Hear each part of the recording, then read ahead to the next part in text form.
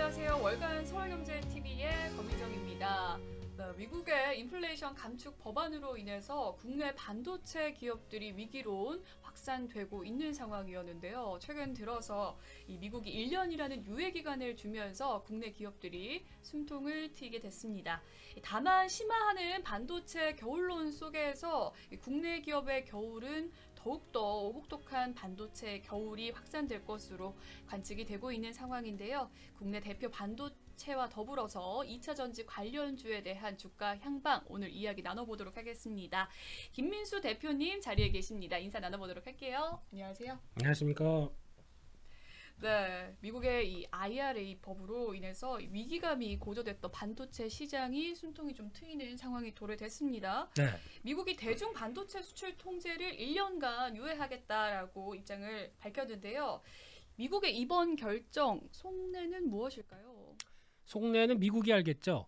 네, 그런데 저희는 유추할 수밖에 없는 상황 쪽에서 지금 들어가는, 그러니까 즉 요즘 보면 이 관련된 얘기 너무 많죠. 네, 하루 건너 하루씩 계속 뭐 뉴스 나오면서 이게 반도체 업계나 아니면은 관련된 법안이 어떤 산업계에 미치는 영향들, 또 우리뿐만 아니라 동맹국이나 또 이제 중국을 제한한다 그러면 나오는 또 여러 가지 상황들, 이게 지금 펼쳐지고 있는 형국이 아닌가 생각이 들고 있고요. 그러다 보니까 이제 과거에는 그랬습니다. 지금까지 냉전 시대 이후에, 그리고 또 이제 소련이 그때는 소련이었습니다. 네. 혹시 알고 계시나요? 소련? 그럼요. 역사 시간에 배웠습니다. 저도 역사 시간에 배웠습니다. 그렇군요. 직접은 네, 모른다고 해야 될 것 같고요. 네.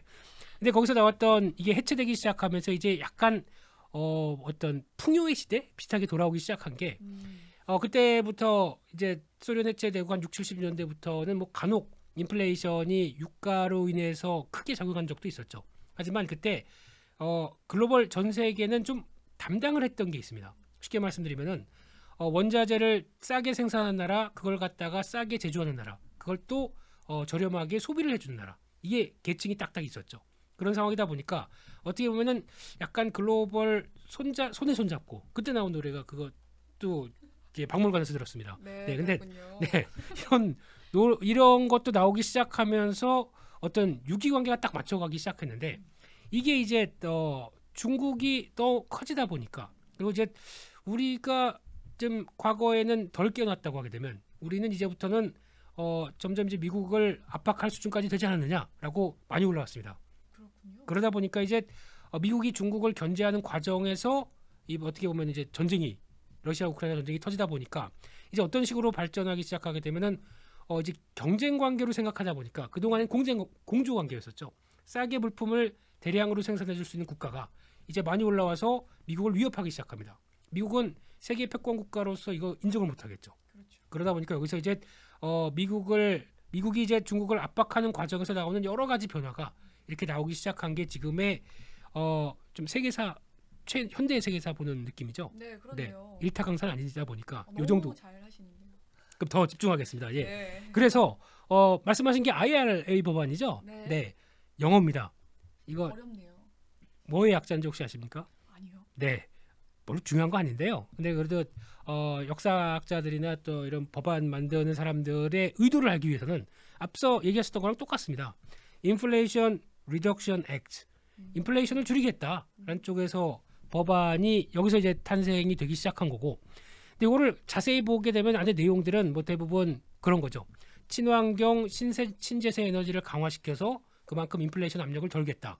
인플레이션 압력이라는 얘기는 쉽게 말씀드리면은 어디서 나오는 거냐면 유가나 화석 연료로부터 나왔던 그 공급이 제대로 되지 않고, 거기서 뭐 전쟁도 마찬가지겠지만 어떤 상승 압박이 크다 보니까 그거를 벗어나서 좀 더 안정적인 에너지 체계로 꾸려가겠다라고 하는 쪽을 먼저 담고, 그 안에 또 자세한 내용을 보게 되면 일을 하는 과정 쪽에서 가장 중심은 아메리카다. 그러니까 미국이 가장 중심이 된다. 그러면은 또 세부적인 내용을 보게 되면, 그렇다고 예전처럼 싸게 제조해주는 뭐 태양광을 뭐 중국에서 태양광 패널을 갖다가 우리가 만들겠다, 이런 입장이 아니라, 그거는 이제 선을 딱 긋고 미국에서 생산하는 것, 그리고 또 미국의 동맹 쪽으로만 한정을 지어서 관련된 쪽을 처리하겠다는 입장이고, 그보다도 동맹은 무슨 동맹, 지금 시점에서 우리 미국으로 와서 모든 걸 생산을 하는, 그러니까 그 리쇼어링이라고 그러죠. 이런 거를. 그래서 미국에서 생산되는 제품 중심으로 미국만을 끌고 가기 위한 여러 가지 변화가 제조업을 다시 부흥시키려고 하는 의도까지 포함되다 보니까 거기서 나오는 부분들이 좀 더 크다고 봐야 될 것 같고요. 그래서 쉽게 말씀드리면은 앞서 잠깐 세계사로 가면서 나왔던 부분까지 생각하게 되면 이제 지금 세계는 다변화되어 있습니다. 그러면서 다변화된 과정에서 약간 우리보다도 나만 챙기겠다. 솔직히 동맹이란 거는 이제 어떻게 보면은 이제 선을 긋는 단계고 그 안에서도 자국만 챙기는 현상들이 좀 더 커진다라고 하게 되면 이게 갈등의 미중 간의 갈등의 시작이 이제 점점 더 다변화되는 다원화되는 세계가 지금 나오고 있는 게 이게 하나의 또 앞으로 생각해야 될 가장 첫 번째 역사의 새로운 변화라고 봐야 될 것 같고요. 이게 한번 주축이 갖춰지게 되면은 그냥 뭐 1, 2년 안에 다시 뭐 화해하자. 그래서 이제 악수하고 끝내지 못합니다.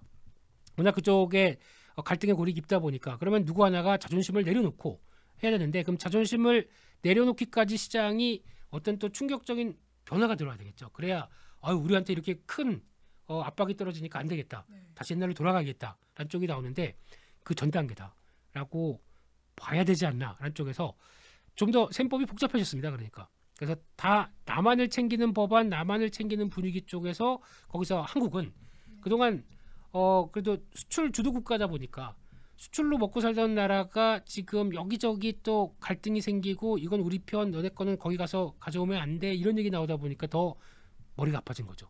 그래서 이런 단계가 지금 예전처럼 쉽게 뭘 할 수 있는 단계가 좀 많이 지났다라는 부분들이 더 가뜩이나 주식하는 입장 쪽에서 더 머리 아프게 하는 이런 상황입니다. 네, IRA법에 대한 이야기부터 촘촘하게 역사 시간까지 있었는데요. 일단 IRA법 자체가 좀 인플레이션을 줄이겠다라는 취지로 법안이 형성이 됐는데 일단 친환경 에너지를 강화시켜서 인플레를 잡겠다라는 법안이다라고 말씀을 해주셨고 이게 지금 공조관계에서 경쟁 관계로 도래되면서 생긴 그렇죠. 법안이라고 말씀을 해주셨어요. 네. 미국이 또 중심이 되어야 하는 상황 속에서 이제는 다변화가 되어야 된다. 그렇습니다. 중간 단계인데 우리나라는 좀 셈법이 복잡해진 상황이겠네요. 우리 네. 반도체 기업의 대중 반도체에 대한 이 산업에 좀 제동이 걸리게 되면서 업황에 대한 우려감 커졌었습니다. 그렇습니다. 대신에 다시금 좀 1년이라는 유예 기간 동안 우리 기업이 대비할 수 있는 실효성이 있는 묘수가 있다면 어떤 것들이 있을까요? 이게 되게 애매합니다. 그러니까 1년의 유예 기간을 줬다고 그래서 1년 뒤에는 또 그냥 딱 지금처럼 무자르시 딱 끝내고 중국과 그러니까 거의 이제 쉽게 말씀드리면은 중국을 고립시키려고 하는 거죠. 왜냐면 여기서 가만두게 되면은 반도체가 가장 많이 쓰이는 쪽이 첨단 기술 쪽이지 않습니까? 그쪽에 또 가장 필요한 게 메모리부터 어떤 시스템 반도체까지 다 필요하다 보니까 이런 쪽에서 몰라오지 못하게 견제를 계속하는 법안들이 이게 과거 이제 트럼프 대통령부터 나오기 시작했던 부분들이죠. 그러다 보니까 이걸 계속 연장시켜서 국가의 주요 아젠다로 가져가고 있는 과정들이 나오기 시작하는데, 근데 이게 지금 아마 1년을 유예 기간을 줬다고 하더라도 지금 분위기 보면 이제 약간 허가를 받아야 되겠죠. 들어갈 때. 그래서 또 그렇게 허가 쪽은 계속 또 심의를 받게 할 수밖에 없고 또 1년 같은 경우도 물론 지금 분위기는 또 재연장하지 되지 않겠느냐라는 쪽으로 나오고 있는데 이제 그때 또 미중 간의 갈등이 어떻게 되는지 눈치를 밖에 볼 수 없는 상황들이고 그렇게 되면은 이게 지금 아마 지금 국내에서 삼성전자하고 SK하이닉스겠죠. 네. 대표적으로 중국에 가서 지금 공장을 갖고 있는 특히 삼성전자도 한 3개 지금 SK하이닉스도 한 3개 정도 갖고 있다 보니까 오늘 다 디램이나 낸드 쪽에 성과를 내려고 하고 있는데 근데 이쪽 같은 경우는 지금 이렇게 나오기 시작하게 되면 아주 저희가 보통 얘기하는 고난이도의 기술 이거는 못 쓰게 됩니다. 가서 왜냐면 그 정도의 고난이도를 쓸 수 있는 장비를 갖다가 중국에 설치를 해야 그러니까 즉 디램 같은 경우도 미세화 그러니까 즉 미세하고 파운드리도 좀 더 그 미세화로 계속 경쟁이 붙기 시작하는 거죠. 이런 상황 쪽에서 또 낸드 같은 경우는 고적층 이게 기술이 필요한 상황들인데 이거를 못하게 중요한 장비들이 반출되지 못한다, 들어가지 못한다라고 하게 되면 지금 이 정도 수준에서 그냥 만족할 수밖에 없겠죠. 근데 트렌드는 계속 그쪽으로 강화됩니다. 그러면은 선택이 삼성전자나 SK하이닉스 입장에서는 국내에서만 그렇게 기술 강화로 나가든가 아니면은 미국이 부르고 있죠. 우리가 막았으니까 우리나라로 들어와라고 하는 이런 분위기. 네, 그래서 거기 가서 투자를 자연스럽게 유도하기 하는 의도도 있는 거죠. 그러니까 중국을 우리 중국 싫어하니까 거기 가지 마. 하지만 우리 여기 지금 법안에서 반도체 관련돼서 공장 짓게 되면은 우리 연방에서도 지원 주고 그리고 또 주정부에서도 지원 주고 하니까 좋지 않겠니? 하지만 네, 이게 만약에 또 유사시로 가게 되면 우리 그러니까 미국 안에 있는 것과 또 이제 미국 바깥에 있는 거는 또 차이가 있겠죠. 그러다 보니까 부족한 걸 계속 또 메꿔 놓으려고 하는 그래서 또 첨단 기술은 여기서 하는 게 좋지 않겠니? 왜냐하면 다 주요 반도체 장비들은 여기 있으니까 이렇게 나가는 단계겠죠. 그래서 그런 어떤 높은 기술력은 이제 중국 쪽에서 쓰는 게 좀 제한돼 있다라고 하게 되면 이제 또 SK하이닉스나 삼성전자 입장 쪽에서는 이게 솔직히 디램 같은 경우도 네. 아니 이제 반도체를 만들 때 보게 되면 왜 미세화가 필요하냐면요. 그러니까 1나노가 뭐 머리카락 1000분의 1 뭐 이런 얘기 많이 들어보셨죠? 네. 네. 보이나요? 안 보이겠죠?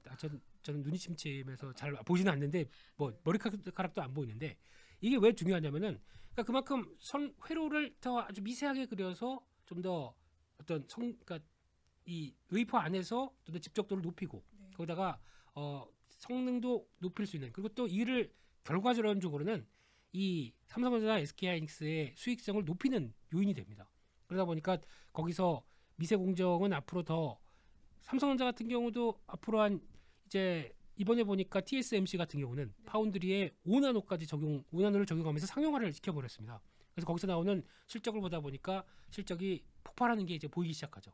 그런 미세화 경쟁들이. 그래서 이것도 마찬가지로 지금 삼성전자도 2027년 가게 되면은 한 1.5나노까지 1.4나노 이 정도까지 저희가 또 1나노라고 하는 아주 세부적인 것까지 들어가기 시작합니다. 그런 쪽에서 더 가장 중요한 또 미세화 기술들이 필요하다 보니까 이를 좀 끌고 가겠다는 입장 쪽에서 아무래도 지금 나오는 이제 중국 쪽은 좀 배제를 시키고 근데 가야 된다라는 관점 쪽에서 아마 기술 경쟁은 계속 촉발이 될 텐데 이를 또 어떻게 하느냐라는 부분들은 하나의 숙제겠지만 그래도 지금 분위기로 보게 되면은 미국과 그러니까 제가 보통 하는 치포라고 한번 얘기가 많이 났었죠. 네. 네, 그러니까 동맹 안에서 그런 기술들을 개발해라.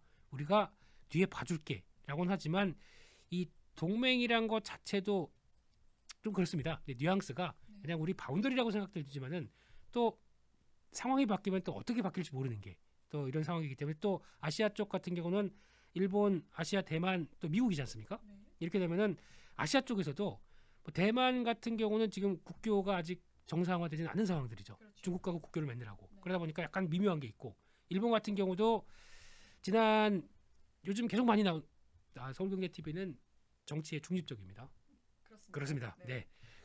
그래서 뭐 이제 일본과의 관계 이런 쪽에 대해서는 이제 정치적으로도 여러 가지 얘기가 많다 보니까 네. 또 지난 또 1930년대, 20년대 이럴 때 또 억울한 게 많죠. 그러다 보니까 거기서 나올 수 있는 부분들이 일본과의 관계가 또 계속 좋게 갈 것이냐라는 부분들도 민감하다 보니까 이게 다 결국에는 과거에 그래서 일본의 소재들을 국산화하는데 여러 가지 노력들을 많이 했고 이런 또 결과가 나오다 보니까 좀 애매한 게 다 있는 거죠. 이 치포 사이에서도. 그래서 이런 관계가 또 그대로 유지될 수 있을까 이것도 아직 모릅니다.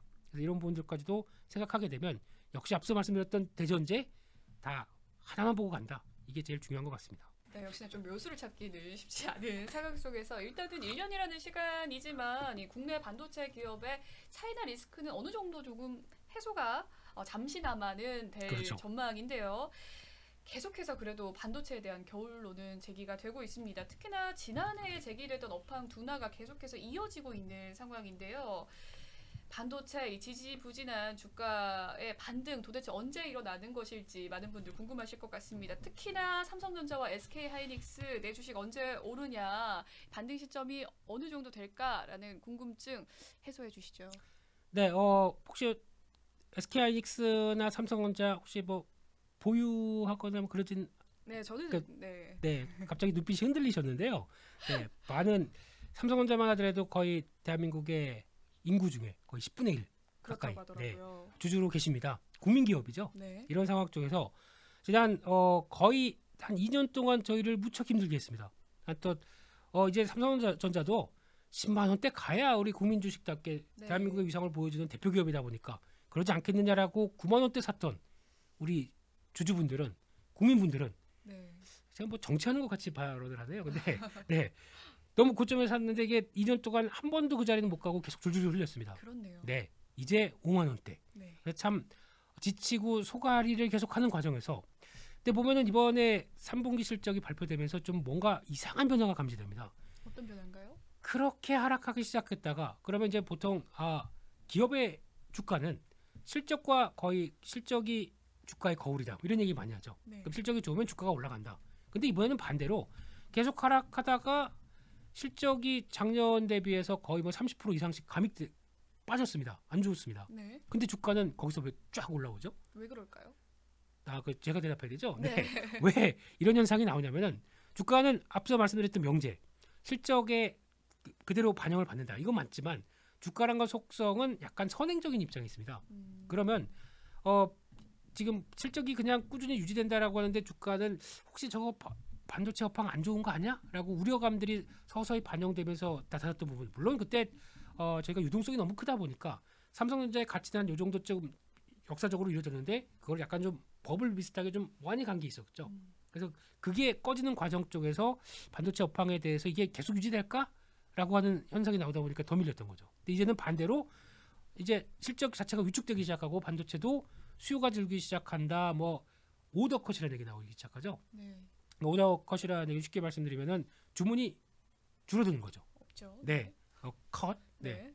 그만할까요? 아니요. 커팅되는 아, 상황이라는 예. 이야기시잖아요. 그렇습니다. 네. 예. 이렇게 되기 시작하다 보니까 수요에 대한 위축들이 들어오기 시작하면서 실적 자체가 반도체 쪽이 많이 압박을 받는다라고 하는 부분들이 아무래도 지금 바라보는 입장 쪽에서는 그러면 반도체가 이제 업황이 안 좋아지기 시작한다는 부분들의 반응이겠죠.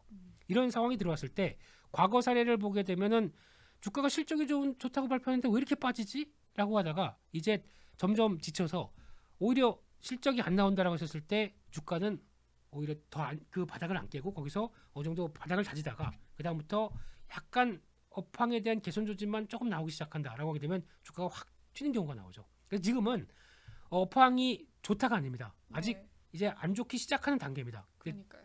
주가는 미리 먼저 하락했기 때문에 그거를 반영하는 입장에서 이제 어느 정도 업황의 저점을 확인하게 되면은 변화가 나왔을 때 턴하지 않을까 이걸 바라보는 게 지금 입장이라고 보게 되면 그러면 지금 만약에 앵커님 입장에서 제가 한 100만 원 드리고 네. 네? 네. 받으시면 안 돼요. 일단 받을게요. 네, 예, 받으시고 SK 하이닉스를 지금 아주 싸게 사달라. 네. 그러면은 지금 8만 원대 있던 주가가 9만 5천 원대 부분까지 올라와 있죠. 네. 네, 그러면 이거를 지금 딱 사실까요? 아니면은 어떤 전략을 가져가실 것 같으세요? 95,000원인데 네. 8만 원을 받는데 그렇죠. 네. 95,000원에 살 수 있냐라는 무릎이신 거잖아요. 그렇죠. 그리고 또 업황도 지금 아직 다 이거 안 좋아지는 거 앞으로 계속 맞는데라고 하는데, 그러니까요. 네. 네. 그러면 그래도 어쩌겠습니까? 네. 네. 그냥 매수. 네, 조금씩 사 보도록 할게. 뭐 절반은 하려고요. 네. 백 사고 이런 거 안 하시고요. 네. 네. 네. 일단 매수. 네. 네. 이게 지금 나오는 현상이 외국인들 보게 되면 이제 그에 답을 해주고 있죠 지금요. 네. 벌써 8만 원 그러니까 8만 원 중반 때부터 내려갈 때부터도 계속 조금씩 사더니 네. 이제 거기서 실적 발표 나오기 시작하면서부터 계속 산다라는 뉘앙스는 일단 어차피 한 번 사게 되면 뭐 우리 한 만주만 사고 끝낼 거야 이런 외국인들이 아니겠죠. 그렇죠. 계속 또 그동안 줄였던 비중을 다시 늘린다. 근데 업황의 사이클과 같이 비교해서 대응을 한다라고 하게 되면 저점대 충분히 담으려고 하겠죠. 그러다 보니까 지금이 비교적 저점대다라고 네. 보여지는 게 외국인들의 시각이 아닐까 싶기 때문에 이런 결과가 나왔다라고 봐야 될 것 같고요. 그래서 그러면 반대로 앵커님이 저한테 100만 원을 주신다면은 네. 주시고 얘기하시죠. 아 예. 네. 그렇게 된다면은 네. 그러니까 그렇게 보내드리고 싶습니다. 95,000원대 가격이 중요한 게 아니라 지금부터는 다시 아마 실적이 그래도 아직까지는 뭐 다음 내년 1분기까지라도 네. 4분기 1분기까지라도 계속 확실하지 않은 구간이 있기 때문에 주가는 간다고 하더라도 또 강하게 올라가긴 좀 제한되겠죠. 쉽지 않죠. 네, 그러면은 아마 지금 제 예상으로는 여기가 저점대 박스권. 네. 그러니까 즉 한 뭐 10만 원대 밑에서 한 8만 원 사이에서 이제 왔다 갔다 하면서 어느 정도 바닥을 그리는 과정 쪽에서 거기서 조금씩 줍줍 이렇게 얘기를 하죠. 네. 줍줍만 하나요? 매도는 안 하나요? 8만 원에 사서 10만 원에 매도하고 이런 단타 전략보다는 네, 줍줍. 그것도 한번 생각해 봐야겠는데요. 근데, 네. 근데 제가 보기에는 사이클이 돌기 시작한다. 그래서 그래서 그게 어느 정도 변화를 크게 가져간다 그러면은 큰 걸 노린다라고 하게 되면 줍줍이 맞고요. 네. 그래서 나는 여기서 시장 상황도 잘 모르겠고 그러면은 싸게 사서 대응한다 그러면 거의 이제 8만 원대 부근이 저점대가 나왔기 때문에 그 정도에 가까이 들어간다 그러면 샀다가 뭐 이렇게 매매하는 트레이딩 전략도 나올 수 있겠다고 봐야 되겠죠. 근데 SK 하이닉스 갖고 트레이딩을 하신다는 분은 처음 봤. 네. 그러면 자주 안 SK 보는. 하이닉스 이 네. 저점 지금 8만 원대로 네. 이야기를 해주셨는데 더 밑으로 내려갈 경우는 없을 건가요? 없을까요? 어떻게 보세요? 네. 제가 뭐 신이 아닌 이상. 네. 네. 만약에 그래도 그럴 수 있죠. 왜냐하면 이게 네. 어떤 식의 변화냐면 그러면 주가 지수가 뭐 2,000포인트가 깨진다든가 뭐 이런 식으로 그래서 어떤 저희가 예상하지 못했던 어떤 변수들 뭐 지정학적 리스크가 갑자기 커진다든가 아니면 예전에처럼 뭐 이제 요즘에 나온 게 영국 얘기 많이 나오죠. 그렇죠. 네, 그런 것처럼 좀 어떤 약간 개발도상국 쪽에서 문제가 되는 건 시장에서 글로벌 시장에서 그렇게 크게 영향이 없고요. 인식을 못합니다. 네. 근데 저희가 알고 있는 약간 선진국 쪽에서 아마 저런 회사가 무너져? 아니면은 리먼 브라더스 사태가 그랬었죠. 네. 네. 아주 취약하다 보니까 거기서 이기지 못하는 여러 가지 현상들이 발현이 돼서 그게 그때 영국이니까 사람들이 이렇게 얘기를 하지. 영국이 갑자기 금리가 저렇게 뛰고 이러다 보니까 얘기를 하지. 다른 작은 나라가 그랬었으면은 쳐다도 안 봤을 겁니다. 그렇기 때문에 설마 이렇게 그래도 선진국이라고 하는 나라가 아니면은 절대 무너지지 않을 기업 같은 이런 회사가 이게 어떤 리스크가 나오기 시작하게 되면 그게 반향이 나오기 시작하겠죠. 그래서 그런 것들을 하지 않는 이상은 그런 어떤 심각한 변화가 더 크게 나오지 않는 이상은 이 정도에서 거의 반도체 저점과 사이클과 함께 만들어갈 상황이 아닐까라고 보고 있습니다. 그렇군요. 네. 선진국이나 글로벌 기업의 악재가 나오지 않은 이상은 현재 좀 저점 라인에 위치가 되어 있다라는 이야기신 거죠? 아 결국엔 또 그렇게 해서 그렇게 돌아가시네요. 네. 근데 그러니까 이거는 주가는 그런 것 같습니다. 지금 이게 금리를 이제 미국이 강하게 올리기 시작하면서 나오는 이제 취약점들이 네. 하나씩 나오기 시작하는 거죠. 네, 그런 쪽에서 이게 이제 예측할 수 있는 수준이 아닙니다. 그러니까 이번 같은 경우도 한 달 전만 하더라도 영국이 그렇게 우리가 쉽게 말씀드리면 우리나라 입장으로 보게 되면 국민연금이 네. 약간 도박 비슷하게 한 겁니다. 그렇군요. 그게 무슨 얘기냐면은 만약에 금리가 안정적으로 가는 거를 보고 있다가 이게 만약에 금리가 떨어지게 되면 그게 떨어지는 상태를 또 노리기 위해서 네. 약간 레버리지를 쓴 거예요. 쉽게 말씀드리면 그거를 감안하고 거기다 어떤 뭐 파생 상품을 가입을 한 거죠. 근데 금리가 반대로 올라가게 되면 안 좋습니다. 그렇죠. 이런 상품을 국민들이 알고 있을까요? 이거를 영국 국민들이 모르었을 것 같은데요. 모르겠죠, 당연히. 네. 예, 그런 쪽으로 그러니까 어차피 지금 거기도 이제 고령화 사회로 가다 보니까 거기서 이제 국민연금을 잘 운용을 해야겠다라는 뭐 어떤 의례적이라고 많이 하더라고요. 근데 우리 연금에서는 그렇게는 안 하는 걸로 알고 있는데 국민의 돈으로 레버리지를 그렇게 쓴다. 저는 잘 모르겠습니다. 정말 크나큰 악재 아닙니까? 그러다 보니까 시장이 이렇게 반응을 했던 거죠. 네. 그런데 거기다가 새로운 총리는 인플레이션에 지금 기름을 붓고 있지 않습니까? 세수 좀 하고 정신 차려야 되는데 네. 네, 세수를 거의 지금 더 줄여서 네. 오히려 물가를 더 자극시키는 이런 정책들을 쓰고 있다라고 하게 되면 이게 또 어떤 정책적으로도 막 엇박자가 나기 시작하고. 영국 가보셨습니까? 못 가봤습니다. 그렇죠. 가보지도 못한 나라에서 그러니까요. 뭐 이렇게 난리 나는 거 가지고 내 재산, 내 주식들이 막 깨지는 거 보면은 맞습니다. 얼마나 속 터집니까? 저희 나중에 돈 많이 벌어서 영국 가서 한번 멋지게 쓰면서 네. 이런 나라 때문에 내가 내 재산이 이런 것도 한번 반토막이 네. 한때는 네. 다 복구하실 겁니다. 다 복구하실 텐데 한때는 그랬다라고 하면서 한번 다녀오시죠. 네, 나중엔요.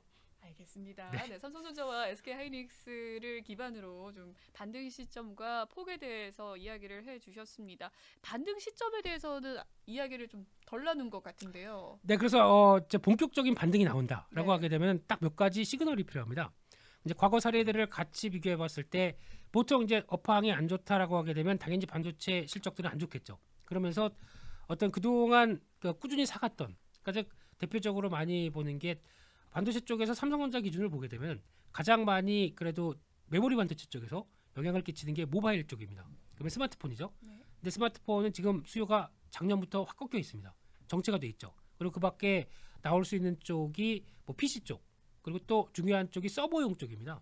그럼 서버용이라고 하게 되면 인터넷 데이터 센터들이라고 하는, 그래서 보통 보게 되면 클라우딩 서비스 이용하시죠, 앵커님도. 네. 네, 뭐 네이버 클라우드 쓰시는 분도 있고 뭐 맞습니다. 구글 아니면 여러 가지 클라우드. 근데 과거에는 이거 저희가 제 기억으로는 100메가 넘어가면 돈 받았습니다. 예, 그랬군요. 네. 왜냐면 용 서버 네. 저 들었어요. 예. 많은 용량이 예. 공짜라. 그렇죠. 몰랐습니다. 박물관에서 들었어요. 예, 그랬다고 합니다 옛날에는요. 네, 근데 이게 왜 그러니까 점점 그러면 예전 같은 경우는 증설을 안 했으니까 그 데이터 센터들이 증설을 안 하다 보니까 우리는 요거밖에 없어 그랬는데 이게 사용량이 많아지고 쓰임이 많아다 보니까 이거 증설해야겠네라고 하면서 데이터를 계속 늘리는 과정 쪽에서 이제 저희한테 넉넉하게 주는 거죠. 네. 뭐 2기가, 4기가 막 이렇게 나오는 거죠. 100기가까지 나오더라고요. 근데 이렇게 나오는 과정 쪽에서 그러면은 이런 빅테크 기업들은 투자를 하겠죠. 데이터 센터를 늘리는데. 그리고 이거를 해야 우리의 플랫폼들을 또 잘 사용할 수 있게 되고. 그러다 보니까 그런 과정들이 나오면서 계속 메모리 반도체가 서버에 들어가는 수요가 늘어나기 시작하는 거죠. 그래서 이게 폭발적으로 나오면서 하나의 중요한 변화가 코로나 기간 때였죠. 그때는 다 집에 재택만 있다 보니까 네. 나가지 못하다 보니까 플랫폼이 중요한 역할을 했었죠. 그랬죠. 네, 그때 투자를 집중하다 보니까 그때 어떤 반도체 사이클들이 확 좋아졌었죠. 그게 끝나고 지금 딱 보다 보니까 일단 막히는 게 중국입니다. 중국에서 한때 또 유명한 또 일화 중에 하나가 네. 지금 요즘 보게 되면 텐센트나 알리바바 네. 이런 쪽에서도 뭐 마윈 선생님이라고 혹시 기억하시죠? 그럼요, 회장님. 네, 그 회장님. 네. 네. 지금은 또 중국 정부의 눈에 받게 하다 보니까 많이 위축됐고 그러다 보니까 또 정부가 이런 빅테크 기업들을 규제를 해요. 중국 같은 경우는 또 인터넷도 규제를 하고 그러다 보니까 마음대로 투자하는데도 좀 위축됩니다. 그래서 거기서 이제 한번 수요가 꺾이는 모습들이 나오고 그러면 미국 쪽에서는 계속 또 빅테크 기업들이 계속 투자를 계속 하느냐가 문제인데 미국 기업들도 지금 같은 분위기에서 인플레이션 시대에 투자를 막 또 예전만큼 강하게 할 수 있겠습니까? 쉽지 않죠. 또 투자를 해서 자금을 끌어올려고 하더라도 돈의 가치가 올라가 있습니다. 이자를 줘야 되죠. 네, 그러다 보니까 제대로 못합니다. 이래서 아무래도 과거에 또 폭발적으로 끌어갔던 모바일 쪽 꺾였고 그 스마트폰 꺾이고 그리고 또 서버용 쪽도 흔들리다 보니까 이게 아무래도 예전 같지 않네라고 하는 부분들이 나오겠죠. 그럼 반대로 보게 되면 이게 풀려야 됩니다. 그 풀리는 신호가 어디서 나오냐면은 반도체가 잘 안 팔리게 되면 그러니까 지금 앵커님이 만약에 빵 장사를 하시는데 네. 빵이 처음에는 다 이렇게 이쁘신 분이 빵을 팔아 그러면서 계속 사람들이 사가요. 근데 너무 좀 말도 잘 안 해주시고 그러다 보니까 빵 맛으로 이제 승부를 봐야 되는데 그렇네요. 이게 몇 번 뵙다 보니까 이제 그냥 좀 그래서 빵이 이제 쌓여가기 시작하는 거죠. 네. 아니 잘 팔릴 겁니다. 잘 네. 팔릴 건데 그 쌓여가는 빵이 재고로 나오기 시작하겠죠. 그렇겠네요. 안 팔리게 되면 네. 이것도 똑같습니다. 그러니까 재고가 쌓이고 이제 지금 재고가 거의 최근에 보지 못한 숫자까지 올라가기 쉽거든요. 지금 삼성전자 기준으로는 디램 가격 9주 10주까지 이게 재고가 이제 꺾이기 시작하게 되면 수요가 살아나는 거겠죠.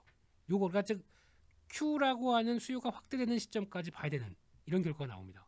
그러면 그게 반도체의 업황의 터닝이다라고 보시면 될 것 같고요. 네. 또 지표로는 두 번째로 말씀드리겠습니다. 지표로는 저희가 제조업 지표를 많이 봅니다. 제조업 지표가 뭐냐면은 대표적으로 중국 제조업 지표, 또 미국 같은 경우는 미국도 PMI라고 하는 제조업 지표가 있는데 조금 더 ISM 제조업 지표 이런 것들이 같이 지금 미국의 ISM 제조업 지수는 급락해 있습니다. 그만큼 이런 변화가 확인이 되기 시작하면서 제조업 지표가 좋아지면서 나오는 변화가 가장 또 반도체 어떤 사이클과도 맞아가기 시작합니다. 그러면 또 좀 더 확대시키기 시작하게 되면 저희가 이제 OECD 경기 선행 지수를 많이 보는데요. 이것들도 반전이 나오기 시작하면서 변화가 나오는 것도 많습니다. 그러면 그것까지 생각한다라고 하게 되면 약간 터닝할 때 시간이 좀 필요하겠죠. 그래서 지금은 겨울인데 그래서 이제 겨울 다음에 겨울이 보통 한 3, 4개월은 하죠. 네. 그렇죠. 그래서 겨울에 초입에 들어와 있는데 아직 이게 봄이다라고 생각하면서 대응하시지 마시고 겨울 동안에 할 수 있는 거 줍줍 이렇게 대응하는 게 좋지 않나 싶습니다. 네, 반도체 반등 시점까지 살펴봐 주셨습니다. 역시나 지표에 대한 결과를 좀 반영하면서 올라갈 것이기 때문에 결과를 확인하는 점이 중요할 것이다 라는 말씀해 주셨고요. 겨울론이 확산되고 있는 상황 속에서 현재 겨울의 초입인 상황, 봄을 기다려야 할 때인 것 같습니다. 여기까지 반도체에 대한 이야기들 살펴봤고요. 이번에는 2차 전지 관련주에 대한 주가 향방에 대해서 살펴보도록 하겠습니다. 2차 전지 기업은 IRA의 후폭풍 속에서 반도체에 비해서는 다소 안정적인 흐름을 보일 것이다라는 관측이 제기되고 있는 상황인데요. 특히나 킹달러에 이어서 갓달러라고 현재 불리고 있는 상황입니다. 달러 가치가 정말 급격하게 뛰었어요. 그렇습니다. 네, 이로 인해서 2차 전지 업황에는 어떤 국면이 맞이하게 될까요? 네, 일단 IRA 법안을 통해서 나오는 앞서 얘기들을 또 다시 끄집어내게 되면은 네. 친환경입니다. 그러면 그렇죠. 전기차가 친환경이냐라는 논란은 좀 있긴 있어도 왜냐하면 지금 아직까지는 신재생 에너지를 활용해서 전기를 생산하지 못하다 보니까 아직까지는 전력 생산에 그래도 CO2 발생을 하는 화석연료를 떼서 나오는 전기도 만만치 않기 때문에 그러면 이거 어떻게 보면 전기차도 이게 뭐 그럴 수 있겠느냐라는 쪽이긴 하지만 그래도 직접적으로 전기차가 CO2 발생량이 없다 보니까 뭐 완전히 없진 않겠죠. 네, 그래도 그러다 보니까 이런 쪽에서 친환경의 주축인 이쪽에 2차 전기차와 또 친환경차 그리고 또 이를 또 기반으로 되는 2차 전지 이게 지금 가장 부각을 받는다고 봐야 될 부분들이라고 생각드는데요. 근데 지금 앞서 IRA 법안을 만들면서 미국이 생각하는 가장 큰 첫째는 일단 다 친환경 인플레이션을 줄이기 위한 공급 라인 관련된 쪽을 중국이나 러시아에서 갖고 왔던 부분들을 이제 거의 정리를 하고 신재생으로 재생을 하네요. 네, 신재생으로 재생을 하겠다라고 하는 에너지 차원의 어떤 중요한 변화가 가장 많이 담겨 있는 법안들이고요. 그러면 거기서 그래도 너네 이거를 가져올 때 요 이제 조항들이 다 달리기 시작하죠. 태양광도 아까 언급을 드렸지만 지금 이제 만약에 2차 전지를 만드는데 다 좋다. 만드는데 과거처럼 중국에서 소재를 갖다가 쓰는 거의 비율들을 점점 낮춰서 앞으로 한 2030년 가게 되면은 거기서 중국에서 갖고 와서 쓰면은 너 안 돼. 이렇게 나오기 시작합니다. 그러면은 준비를 해야 되겠죠. 그런 기간도 좀 필요한데 그러다 보니까 2차 전지 쪽에서 이제 소재들을 지금까지 한 80% 이상 이제 중국에서 많이 가져오던 부분들을 이제 지금 안 되겠다. 중국을 탈피하기 위해서 여러 나라로 가서 이제 대체하는 현상이 나오기 시작하죠. 그래서 대표적으로 요즘 얘기 많이 나오는 것 중에 하나가 리튬 네. 같은 경우도 리튬도 지금 2차 전지에서 가장 또 핵심적인 소재다 보니까 리튬 이온 쪽에서 또 이제 전구체를 활성화시킬 수밖에 없는 상황이다 보니까 여기서 나오는 리튬의 수요가 폭증한 걸 대비해서 지금 또 환경이 닥치게 되면 기업들은 또 뜁니다. 네. 물론 비용이 들어서 그렇지만요. 그래서 아마 이 작업들이 계속 이루어질 거고요. 그래서 좀 많이 얘기하는 중국의 연관성을 많이 끊을 수 있을까 없을까 이거를 고민하는 단계에서 그게 이제 서서히 풀려가기 시작하게 되면 이쪽도 이제 2차 전지 쪽도 좀 많이 자유로워지겠죠. 그런 부분들로 보고 있는데 근데 이 부분을 이제 봤었을 때 앞으로는 2차 전지의 그리고 또 전기차와 관련된 부분들이 이제 과거에는 중국은 상당히 많이 커졌습니다. 이제 팔리는 자동차를 보게 되면 보통 보니까 BYD 뭐 CATL 이런 건 아시죠? 네. 네. 근데 BYD는 이제 전기차를 만드는 회사 쪽에서 자동차 이름이 송, 진, 한, 당 이렇게 나옵니다. 한나라 당나라. 네. 예, 당나라니까 기분은 별로 안 좋은데요. 네. 근데 예, 이게 다 그러니까 과거의 자기네 역사에서 나왔던 나라 이름들을 쭉 열고 하는 거죠. 그렇군요. 그래서 작은 차부터 뭐 SUV까지 이렇게 나오기 시작합니다. 이게 다 그러니까 우리 그레이트 차이나 하면서 멋있지 않느냐 이러면서 이렇게 팔기 시작하는 전략 잘 썼어요. 네, 마케팅 전략은 잘 썼는데 다른 나라가 보기에는 당나라? 우리나라 집으로 그렇죠. 그렇겠네요. 네, 그래서 약간 좀 그럴 수는 있겠는데 그럴 정도로 이제 정부에서 보조금도 주고 그런 이제 친숙한 이미지로 가다 보니까 시장이 많이 커졌죠. 네, 이래서 중국은 많이 컸는데 그러면 그 다음에 커지는 국가를 보면 유럽으로 많이 생각을 했습니다. 네. 근데 유럽이 지금 친환경차 맨 처음에 ESG에 대해서 강화를 시키고 ESG를 가지고 탄소세를 걷겠다 하고 나오기 시작한 나라가 유럽이에요. 그러니까 무역 장벽이죠 어떻게 보면은 그렇게 한 나라가 지금 입장에서 그냥 편안하게 살았으면 모르겠는데 러시아 우크라이나 전쟁이 나오다 보니까 가스가 공급이 안 돼요. 그러다 보니까 전기료가 급등하다 보니까 야 이거 ESG 계속 해야 돼? 라고 회의론이 가장 많은 나라입니다. 그리고 거기다가 전기료가 그렇게 급하게 올라가다 보니까 그러면 전기료가 올라가게 되면 전기차의 그러니까 전기차 충전도 많이 올라간 거겠죠. 그러면 이게 이렇게 전기차를 계속 앞장서서 하기에는 올라간 전기료와 저희가 보통 얘기하는 하이브리드라고 그러죠. 네, 그래서 가솔린과 그거를 어떤 자동차가 서 있을 때 그걸 또 한 번 더 돌려서 그 다음에 전력을 끌어내는 이런 쪽으로 같이 보게 되면은 이런 거와 비교했을 때 그렇게 차이가 많이 안 나네라고 하게 되면 전기차가 대세론이 약간 좀 흔들리기 시작하는 게 유럽이고요. 거기다가 경기가 저렇게 물가가 올라가다 보니까 소비자의 지갑들이 작아져요. 그러면은 이거 전기차 이제 내년이면 우리 돈 모아서 살려고 했는데 생활비가 많이 들다 보니까 차 필요해? 우리 한 좀 돈 더 벌고 사야겠다. 그렇게 되면 또 이거 수요도 줄어드는 거겠죠. 이런 현상들이 지금 유럽에 나오다 보니까 이제 판매량이나 어떤 과거에 전기차를 주도했던 게 좀 흔들립니다. 그러면 지금 바라볼 게 미국밖에 없는 거죠. 그래서 지금 그걸 바라보고 아직 전기차 그 어떤 보급률이 뭐 4%밖에 안 되는 미국에서 그래도 그거 테슬라가 거의 주도하고 있는 입장 쪽에서 우리가 거기 가면 잘할 수 있겠다라고 하다 보니까 거기서 이제 LG 에너지 솔루션부터 앞으로 그 큰 나라에서 4%가 만약에 30%까지 뛴다. 얼마만큼 많이 필요하겠습니까? 그러니까 가자 아메리카로. 그러면서 공장들 막 짓기 시작하고 거기다 투자를 많이 하고 있는 게 배터리 3사다. 그래서 지금 현재 아마 올해 같은 경우 저희가 배터리 3사가 보통 이제 용량이라고 하거든요. 네. 배터리 전기차 배터리 용량을 올해 같은 경우는 한 150기가와트시 정도 얘기를 하는데 한 1, 2년 뒤 가게 되면 한 300기가와트시 그리고 2030년 가게 되면 1000기가와트시 그러니까 거의 앞으로 한 7, 8년 가게 되면은 지금의 7배, 8배를 키우겠다. 그것도 약간 이제 미국의 투자가 완성되면서 나오는 그런 변화겠죠. 그런 야심찬 계획을 세우고 그동안에 그러니까 대부분 보면 배터리 3사가 그렇지 않습니까? 화학에서 돈 벌어서 그리고 또 예전에 삼성 SDI 같은 경우는 그러니까 모바일 핸드폰에 들어가는 배터리로 돈 벌어서 SK이노베이션은 정유로 돈 벌어서 그거 가지고 지금 이쪽에 쏟아붓고 있는 거죠. 신규 동력을 위해서. 그게 지금 현상이라고 보시면 될 것 같습니다. 네, 2차 전지 업황에 대해서 자세하게 이야기를 해주셨는데 일단 글로벌적인 관점으로서 중국은 계속해서 확대되고 있는 시장이고요. 높은 성장세를 보이고 있는 가운데 유럽이 현재 위축된 상황이겠네요. 전기료 자체가 급증을 하면서 이 판매량도 흔들리고 있는 상황.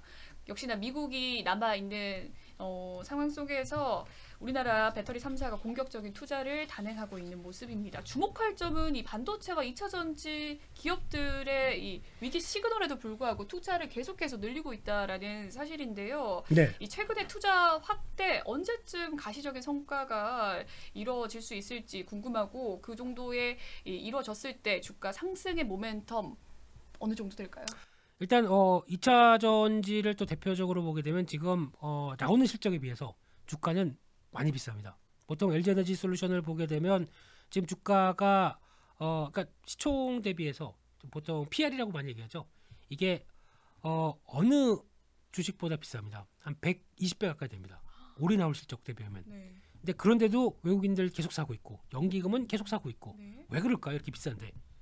더 그만큼 이상의 실적을 낼 수 있기 때문에 그런 거죠. 그러니까 쉽게 얘기하면은 지금은 비싸도 한 2, 3년 뒤에 투자가 끝나게 되면 왕창 뭐 분기 실적 조단위 얘기하는 경우도 나옵니다. 그러면은 이게 그리고 또 하나 지금 현재 LG 에너지 솔루션이 갖고 있는 수주 잔고가 지금 현재 300조라고 합니다. 그러면 이게 이제 완공되게 되면 더 늘어나게 됐죠. 300조면은 보통 영업이익률 5%만 친다라고 하게 되면 한 15조는 충분히 나올 수 있는 상황들이죠. 그럼 그거를 PR 배수 10배를 곱한다. 그러면 150배. 충분히 나올 수 있는 숫자겠죠. 반대로는요. 그러면 지금의 흐름들과는 비싸다고 하더라도 역시 이제 수주가 들어와서 이제 수익으로 만쳐내기 시작하게 되면 이거 그렇게 비싼 게 아니다. 즉 미래에 보여주고 있는 미래에 보여줄 수 있는 거를 미리 땡겨와서 비싸긴 하더라도 이게 계획대로 투자가 착착 이어져서 나오는 변화가 나온다. 앵커님 말씀대로 앞으로 좋아질 거기 때문에 이게 반영되는 거기 때문에 약속된 미래 정도로 해석을 하는 거겠죠. 그래서 결론적으로는 아마 주가는 그런 부분들의 성장이 거의 확정이 된 상황 쪽에서 움직인다라고 하게 되면 주가가 오히려 계속 잘 안 빠지고 고점을 향해서 갈 겁니다. 근데 반대로 언제 팔아야 되느냐? 그러면 앞서 말씀드린 대로 이제 분기 실적이 몇 조 나와가지고 네. 그것 때문에 와 이렇게 돈이 많은 회사가 제 신문 기사에 나오겠죠. 우리 배터리 3사가 그동안 그렇게 고생하더니 한때 2, 3년 전에는 몇 천억밖에 안 나왔던 성과가 지금 조 단위로 나오기 시작한다. 그러면은 우와하고 또 막 대한민국 배터리 만세 할 때 팔면 됩니다. 그렇다는 얘기는 투자 완료돼서 이제 배터리가 어느 정도 가격도 많이 떨어지기 시작한다라고 하게 되면 예전에는 뭐 자동차 전기차 가격의 거의 뭐 3분의 1을 거의 절반을 차지했다라고 하게 되면 이게 많이 떨어져서 원가가 많이 경쟁력이 높아졌습니다. 라는 쪽으로 나왔을 때는 팔아야 됩니다. 그때는 그러니까 그 어떤 성장에 대한 개념이 이제 없어지기 시작하거든요. 그래서 캐시카우 역할만 그러니까 돈을 벌기만 시작한다라고 하게 되면 그때는 그렇게 썩 주가는 재미가 없을 수 있습니다. 그렇군요. 네, 2차 전지 관련주와 또 반도체 관련주들 투자가 확대되는 상황 속에서 이 실적에 대한 이 모멘텀 살펴봤습니다. 최근 소폭 반등 양상을 보이기도 했던 반도체 주였는데 다시 순환 상황 이어지고 있습니다. 업황 상황뿐만 아니라 미국의 금리 인상 기조 계속해서 이 매파적인 발언들 확대되고 있는 가운데 내년까지 금리 인상 기조가 이어질 것이다라는 예측 또한 많은 분들의 걱정을 앞서게 하는 부분인데요. 네. 반도체주를 향한 이 투심 어떤 점에 방점을 둬야 할까요? 네, 쉽게 말씀드리면 반도체도 마찬가지겠지만 대부분의 주식이 그렇습니다. 안 좋다고 그럴 때 사야 되고요. 좋다고 그러면 팔아야 됩니다. 네. 그러니까 약간 청개구리 같은 심정을 갖고 있어야 투자가 그러니까 사람들이 관심 없을 때 사야 되고요. 공포에 질렸을 때 사야 되고 어렵네요. 네, 그러면 뭐 변태도 아니고요. 그럼 지금 네. 공포 단계인가요? 공포를 지나서 절망의 단계로 들어와 있죠. 네, 이럴 때는 솔직히 손이 나가야 되는데 네. 못 나가는 이유가 사람이니까 그렇습니다. 더 떨어질까 봐. 그렇죠. 네, 네. 그러다 보니까 그런데 지금 시점에서 조금씩 용기를 내서 비중을 내리는 건 맞다고 봐야 할 것 같습니다. 어차피 그렇기 위해서는 현금이 좀 있어야겠죠. 현금 쌓아놓으면서 그래 부정적인 뉴스 나올 때마다 조금씩 사겠어라고 하게 되면 분명히 성과는 보일 겁니다. 그런 관점 쪽에서 마찬가지로 반도체 업황이 겨울이 들어왔다라고 할 때는 사 가야죠. 모아 가야 되겠죠. 그런 상황에서 보게 되면은 지금은 반도체 쪽 흔들릴 때마다 비중 확대하는 전략 맞다. 근데 이게 뭐 그렇다고 앞서 앵커님 말씀하셨듯이 앵커님은 트레이딩 잘하지 않습니까? 못한다. 8만 원 샀다 10만 원. 예. SK하이닉스 8만 원 88 이렇게 왔다 갔다 요. 그런 단기적인. 네. 그런 것보다 어떤 사이클을 타고 움직여서 이제 뭐 다시 반도체 사이클이 오기 시작한다라고 하게 되면 또 엄청 큰 또 주가와 실적의 변화가 나올 수 있기 때문에 그런 것들 봐야 될 것 같고요. 특히 메모리 반도체 같은 경우는 이제 또 쓸 용도가 즉 기술이 발달할수록 더 많이 쓸 수밖에 없지 않습니까? 대표적으로 자동차에도 반도체, 메모리 반도체가 어떤 자율주행이 들어가기 시작하게 되면 더 커질 거고요.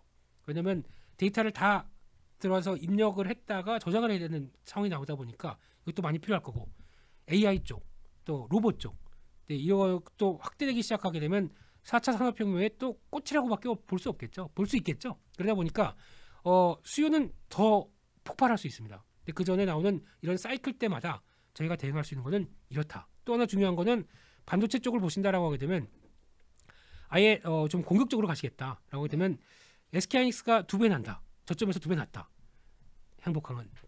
행복한 상상이죠. 네. 네. 그러면 그를 바라보면서 움직이는 소부장이라고 그러죠. 반도체 소부장. 이쪽은 어떻게 될까요? 4배 정도는 네. 벌써 되지 않을까요? 이제 막 머릿속으로 행복한 상상이 네, 드네요. 네, 그렇게 될 수 있겠죠. 그래서 지금부터는 공부를 하실 게 아마 장비 쪽은 좀 늦을 겁니다. 왜냐면은 업황이 좀 위축되다 보니까 투자를 어떤 기술이 높은 쪽은 투자를 계속 한다고 하더라도 좀 범용 장비들은 많이 늦추겠죠. 그러다 보니까 그쪽에 대해서는 생각보다 좀 늦다고 하게 되면 소재 쪽이죠.